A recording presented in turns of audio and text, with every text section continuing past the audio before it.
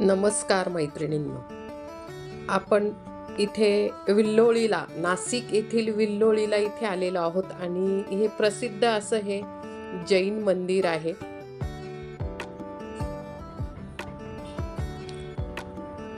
हे नाशिकमधील प्रमुख पर्यटन स्थळांपैकी एक हे पर्यटन स्थळ आहे.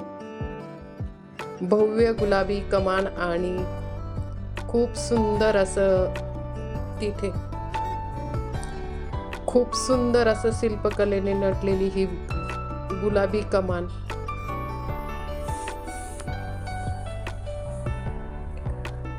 तेथील गुलाबी दगडामधील हे नक्षीकाम अगदी. तर तिथे कार्यक्रम चालू होता, तर ह्या ठिकाणी त्यांनी कुटी बनवलेल्या होत्या. इतका पवित्र परिसर आहे हा. अगदी छान इथे कुटी बनवलेल्या होत्या.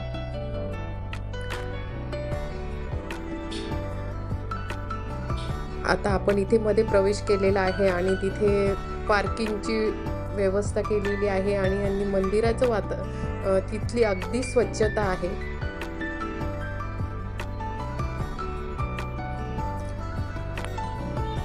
आपण आता मध्ये आलेलो आहोत आणि तिथे आजूबाजूला असलेला परिसर आणि तिथल्या मूर्त्या.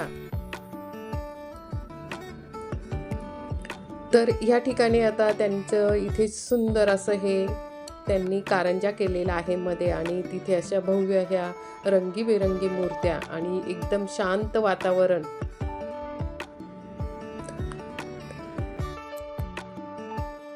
दर्शन होत आहे इथे. गाय वासरू या ठिकाणी अशा छान अशा मूर्त्या आहेत. जैनांचं तिथे कार्यक्रम चालू होता.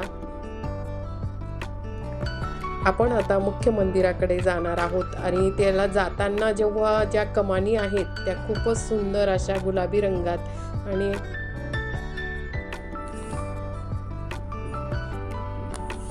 या ठिकाणी आपण आता मुख्य मंदिरामध्ये जाणार आहोत आणि खूप सुंदर अशी कलाकुसर केलेली आहे गुलाबी दगडामध्ये. संगमरवरी हा दगड आहे गुलाबी कलरचा आणि त्याच्यामध्ये आपल्याला तर या ठिकाणी भव्य असं कार्यक्रम चालू होता जैनांचा आणि छान असं वातावरण, शांतता. आणि आपल्याला ज्या मुख्य मंदिराकडे जायचं आहे त्या मंदिराचा हा रस्ता आहे. त्या ठिकाणाहून आपण जातो. तुम्ही नाशिकला आलात तर जरूर ह्या जैन मंदिराला भेट द्या. अगदी मनमोहून नेणारा हे दृश्य इथले आहेत आणि शांत वातावरण.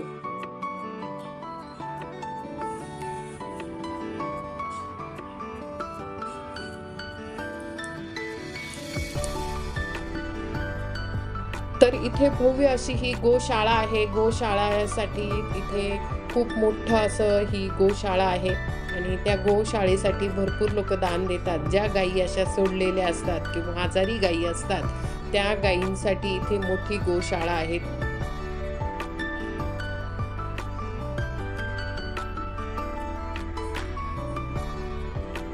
त्याच्यानंतर आता जैनांचा कार्यक्रम चालू होता आणि छान अशी ते कलाकुसर केलेली आहे त्यांनी.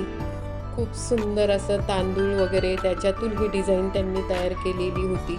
फुलं खूप सुंदर डेकोरेशन केलेलं होतं आणि दोघं बाजूला ऊसांचं त्यांनी डेकोरेशन केलेलं होतं. बघा किती सुंदर या ठिकाणी. आणि मुख्य आपण मंदिराकडे जात आहोत.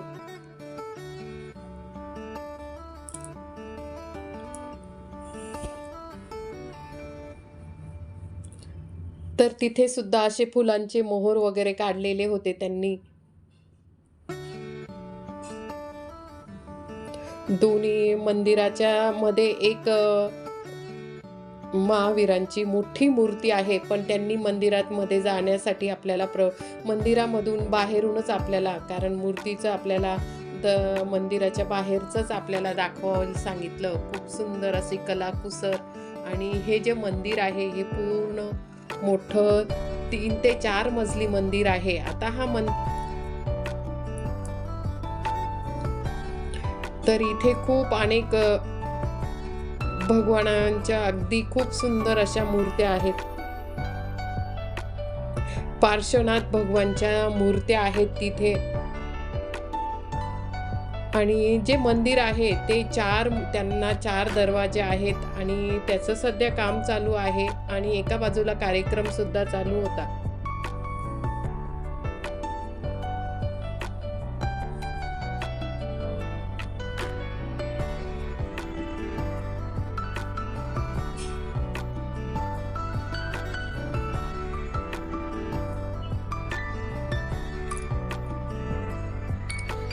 खूप सुंदर अशी भगवान महावीरांची मूर्ती आहे देखणी आणि पंचधातूमध्ये केलेली ही अशी एक मूर्ती आहे गर्भगृहामध्ये, जिथे खाली आहे.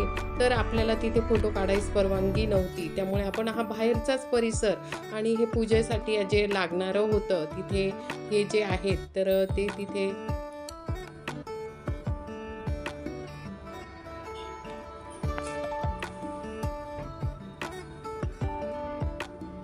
आपण चारी बाजूच्या बाजूने आपण फिरत आहोत आणि तिथलं जे आहे खूप सुंदर असे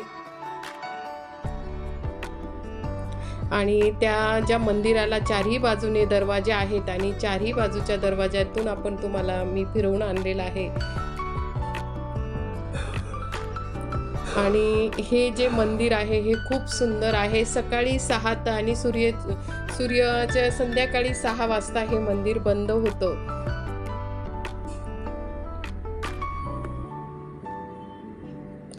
आणि हे मंदिर आत्ताच बांधून झालेलं आहे आणि जैन मंदिर म्हणून हे प्रसिद्ध झालेलं आहे.